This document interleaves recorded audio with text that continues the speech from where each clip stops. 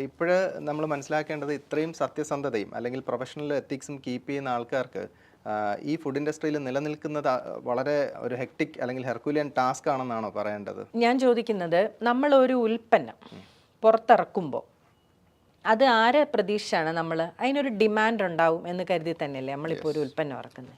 അതിന് ഡിമാൻഡ് ഇല്ല എന്ന് നമ്മൾ റിയലൈസ് ചെയ്യണമെന്നുണ്ടെങ്കിൽ ആദ്യം അത് ഇറക്കി നോക്കണമല്ലോ, അല്ലേ? അപ്പോൾ നമ്മൾ കൊണ്ടുവരുന്ന പരിപ്പ് അല്ലെ നമ്മൾ കൊണ്ടുവരുന്ന പയർ, അയ്യോ ഇത് ഞാൻ എൻ്റെ കൊച്ചുനാളിൽ കഴിച്ച ടേസ്റ്റില്ല, എൻ്റെ ബിജി, ഇത് റിസർവ് ചെയ്ത് വെക്കണേ, ഇതൊരു കുറച്ച് നാളത്തേക്ക് ഇത് വേറെ ആർക്കും കൊടുത്തേക്കില്ലേ, ഞങ്ങൾക്ക് തന്നെ, ഇങ്ങനെ പറയുന്ന കസ്റ്റമറുണ്ട്. 13 വർഷമായിട്ട് നമ്മുടെ അരി മാത്രം കഴിക്കുന്ന കസ്റ്റമേഴ്സ് ഉണ്ട്. ഇതിനൊരു ഡിമാൻഡ് ഇല്ല എന്ന് ഞാൻ മനസ്സിലാക്കിയത് എപ്പോഴാണെന്നറിയാമോ? ഈ ബിസിനസ് വിജയിക്കണമെന്നുണ്ടെങ്കിൽ ടേൺ ഓവർ, വോളിയം വിറ്റ് പോകണം. വോളിയം വിറ്റ് പോകുന്ന നിലയിലേക്ക് നമ്മൾ എത്തണം എന്നുണ്ടെങ്കിൽ ഇറ്റ് വിൽ ടേക്ക് ടൈം.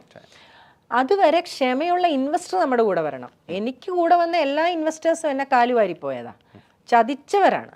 അത് അവർ കണ്ട ബിജി അല്ല. അവർ മേ ബി എത്ര എത്തിക്സ് ഇതിനകത്ത് കീപ്പ് ചെയ്യുമെന്ന് വിചാരിച്ച് കാണത്തില്ല. പക്ഷേ ഞാൻ എൻ്റെ ജീവിതത്തിലെ ഏത് ഘട്ടത്തിലും, ഞാൻ കഷ്ടത്തിലിരിക്കുമ്പോഴും ഏത് നഷ്ടത്തിലിരിക്കുമ്പോഴും എൻ്റെ 1 ഗ്രാം ഓഫ് പ്രൊഡക്റ്റിൽ പോലും ഞാൻ ഒരു മായവും കലർത്തിയിട്ടില്ല. മായം കലർത്തി വിൽക്കുക എന്നുള്ളൊരാശയം എൻ്റെ ഒരു പതനത്തിലും ഞാൻ ചിന്തിച്ചിട്ടില്ല. ഞാൻ പതനം കണ്ട ആളാണ്, പതനത്തിൻ്റെ എൻഡ് കണ്ട ആളാണ്. ഞാൻ ദുബായിലോട്ട് ഇവിടെ എൻ്റെ 4 മക്കളെയും കൊണ്ട് പ്രാണരക്ഷാർത്ഥം ഓടിപ്പോകുന്ന സമയത്ത് ഇന്ത്യൻ മണി 2000 രൂപ എൻ്റെ കയ്യിലുള്ളൂ. 2000 രൂപയും കൊണ്ടാണ് ഞാൻ ഇവിടുന്ന് പോകുന്നത്. അവിടെ ചെന്ന് എന്നെ സഹായിച്ച മുഴുവൻ എൻ്റെ അനിയത്തിയും എൻ്റെ സുഹൃത്തുക്കളുമാണ്. അവിടെ നിന്നാണ് ഞാൻ നാച്ചുറൽ എഡിബിൾസ് ജനറൽ ട്രേഡിംഗ് LLC ദുബായിൽ ഉണ്ടാക്കിയത്. ഞാൻ അതിൻ്റെ ഭാഗമായിട്ടാണ് കേരളത്തിൽ വന്ന് നാച്ചുറാലിസ് എഡിബിൾസ് LLP ഉണ്ടാക്കുന്നത്. അപ്പോൾ 2000 രൂപയും കൊണ്ട് പോയ ഞാൻ കോടികളുടെ ഒരു ബിസിനസ് ഇതൊക്കെ ഞാൻ കെട്ടിപ്പടുത്തു. എൻ്റെ മാത്രം കാശ് കൊണ്ടല്ല, ഒരുപാട് പേരുടെ സഹായ സഹകരണങ്ങളോട് കൂടെയാണ്. അപ്പോൾ അത് നിലനിർത്താൻ വേണ്ടി ഞാൻ പാടുപെടുമ്പോൾ ഞാൻ മനസ്സിലാക്കിയ ഒരു കാര്യം, ഭക്ഷണത്തെക്കുറിച്ച് ഒരു ധാരണയുമില്ലാതെ, ജീവിതം എങ്ങനെയാണെന്ന് പോലും ധാരണയില്ലാത്ത ഒരു സമൂഹത്തിലാണ് ഞാനിത് കൊണ്ടുവന്ന് വെച്ചിരിക്കുന്നതെന്ന് എനിക്ക് മനസ്സിലായത്. എൻ്റെ കടയിരിക്കുന്നതിൻ്റെ തൊട്ടപ്പുറത്തെ കുഴിമന്തിയിൽ ക്യൂ നിന്ന് കുഴിമന്തി കഴിക്കുമ്പോഴും natural edibles safe food store എന്ന് പറഞ്ഞവിടത്തോട്ടൊന്ന് കാല് വെക്കാൻ തോന്നാത്ത സമൂഹത്തിൽ എന്താ സേഫ് ഫുഡ് വിൽക്കണ്ടേ? എന്താ സേഫ് ഫുഡ് എന്ന് എന്താ അറിയുന്നത്? ഡെയിലി കുഴിമന്തി കഴിക്കുന്നുണ്ട് അവിടെ വന്ന ആൾക്കാർ, ഇല്ലേ? 1600 സ്ക്വയർ ഫീറ്റിലെ എൻ്റെ കട പൂട്ടുമ്പോൾ തൊട്ടപ്പുറത്തെ കുഴിമന്തിക്കട വലുതാക്കി. തെറ്റില്ല, നല്ല ഭക്ഷണമൊക്കെ ആയിരിക്കാം അവർ കൊടുക്കുന്നത്. അത് അവരുടെ കണ്ടന്റും കാര്യങ്ങളും ഒക്കെ ഉണ്ടാവും, അതൊക്കെ അറിഞ്ഞല്ലേ ഇവർ കഴിക്കുന്നത്. ഒരു മനുഷ്യൻ ഈ ഒരു മൃഗത്തെ കൊണ്ടുവന്ന് അത് തിന്നാത്തൊരു സാധനം തീറ്റിപ്പിക്കാൻ പാടാം. അതിന് സെൻസ് ഉണ്ട്. നമ്മൾ പശുവിനെ ഒന്ന് അഴിച്ചു വിട്ട് നോക്ക്, അതിങ്ങനെ നോക്കിയിട്ട് അതിന് പറ്റിയ പുല്ലേ അത് തിന്നുള്ളൂ, ഇല്ലേ? അതല്ലാത്ത ഒന്നും അത് കടിച്ചു പറിച്ച് തിന്നാൻ പോണില്ല. നമ്മൾ വല്ല കപ്പത്തൊലിയും കപ്പയെല്ലാം കൊണ്ട് കൊടുത്തിട്ട് അതിന് വല്ല ദുരന്തമൊക്കെ ഉണ്ടായെങ്കിലേ ഉള്ളൂ. മനുഷ്യൻ്റെ മുമ്പിൽ കൊണ്ട് വെച്ച ഓരോ സാധനം തിരിച്ച് കടിക്കാത്ത എന്തും തിന്നുന്ന അഭിമാനത്തോടു കൂടി നമ്മൾ പറയില്ലേ? ഒരു സ്ഥലത്ത് നമ്മളൊരു 10 പേര് ഇരിക്കുന്നുണ്ടെങ്കിൽ 10 പേരുടെ ദഹന വ്യവസ്ഥയും വ്യത്യസ്തമാണ്. അപ്പം അതുപോലും അറിയാത്തൊരു സമൂഹത്തിന് വേണ്ടിയിട്ട് ഞാൻ ഇത്രയും എഫർട്ട് എടുത്ത് നിൽക്കുന്നതിന് പകരമായി ഒന്ന് സമൂഹത്തെ പഠിക്കണ്ടേ? നിങ്ങൾക്ക് എന്താ വേണ്ടതെന്ന് ഞാനൊന്ന് പഠിക്കട്ടെ. ഒരു ഗ്യാപ്പ് എടുത്തിരിക്കുകയാണ്. ആ ഗ്യാപ്പിൽ ഇനി ഒരു പഠനം നടത്തണം. എനിക്ക് വളരെ ദുഃഖമുണ്ട് സമൂഹത്തിലെ ചെറുപ്പക്കാരെയൊക്കെ കോർത്തിട്ട്. കാര്യം ഇനിയൊരു കാലത്ത്, ഇപ്പോൾ വിശ്വസിക്കുമോയെന്നറിയില്ല, പണ്ട് കുപ്പിവെള്ളം, ഓക്സിജൻ പാർലർ എന്നൊക്കെ കേട്ടപ്പം ഒരിക്കലും സംഭവിക്കില്ല എന്ന് വിചാരിച്ചതൊക്കെ ഇന്ന് ഇറ്റ്സ് യൂഷ്വൽ, അല്ലേ? നാളെ നിങ്ങൾ ഒരു ഗർഭിണിയെ കാണുമ്പോൾ അത്ഭുതം തോന്നും എന്ന് ഞാൻ പറഞ്ഞാൽ വിശ്വസിക്കുമോ? ഗർഭിണിയായി എന്ന് പറഞ്ഞാൽ അത്ഭുതപ്പെടേണ്ടി വരും. കാര്യം നിങ്ങൾ അന്ന് ഗർഭിണിക്ക് പേ ചെയ്യാൻ ആളുണ്ട്, ഇന്നില്ലേ സെറോഗേറ്റീവ് മദർ, ഇല്ലേ?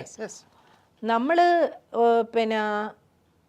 കോടികൾ വാങ്ങി വാടക ഗർഭധാരണം നടത്തുന്നവരുണ്ട്. എന്താ കാര്യം?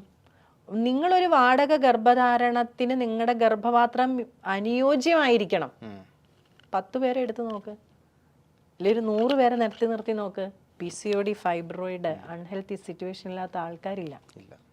അപ്പം ഞാൻ എന്താണ് ശ്രമിച്ചത്? നല്ലൊരു തലമുറയാണ് ഞാൻ ശ്രമിച്ചത്.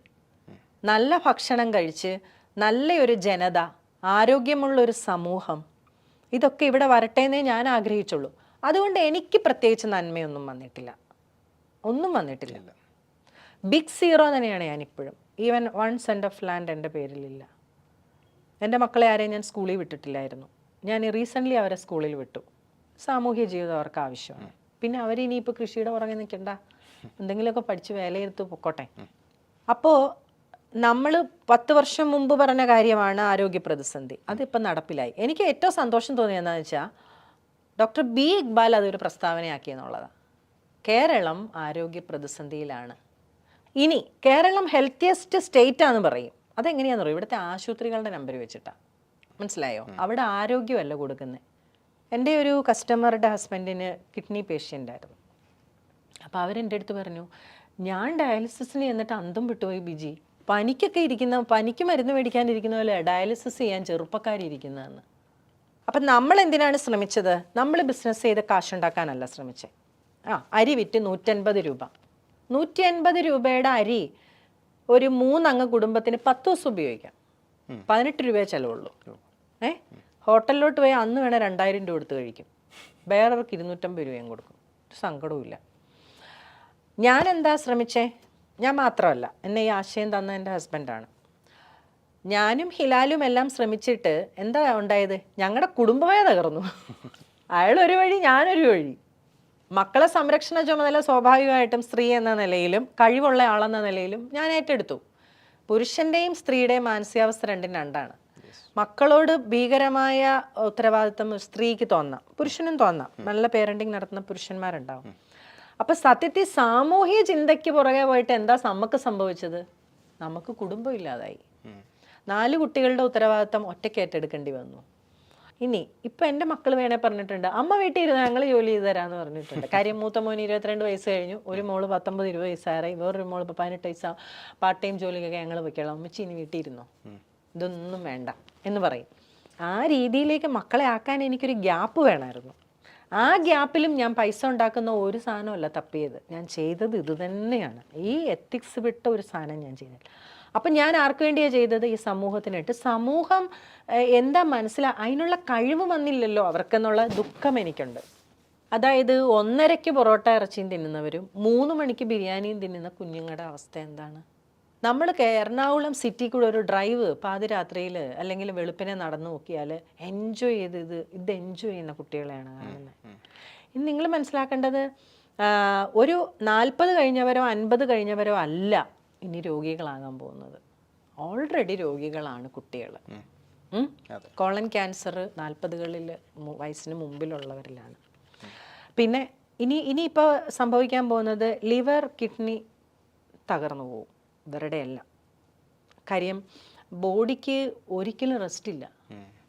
നമ്മൾ ഇത്രയും ഫ്രഷായി ഇരിക്കുകയും നടക്കുകയും ഒക്കെ ചെയ്യുന്നതിൻ്റെ പിന്നിൽ ആന്തരിക അവയവങ്ങളുടെ അതികഠിനമായ പ്രവർത്തനമുണ്ട്, ഇല്ലേ? അവരെ സ്മൂത്തായിട്ട് വിട്ടാലേ അവരത് സർവൈവ് ചെയ്യുള്ളൂ, ഇല്ലേ?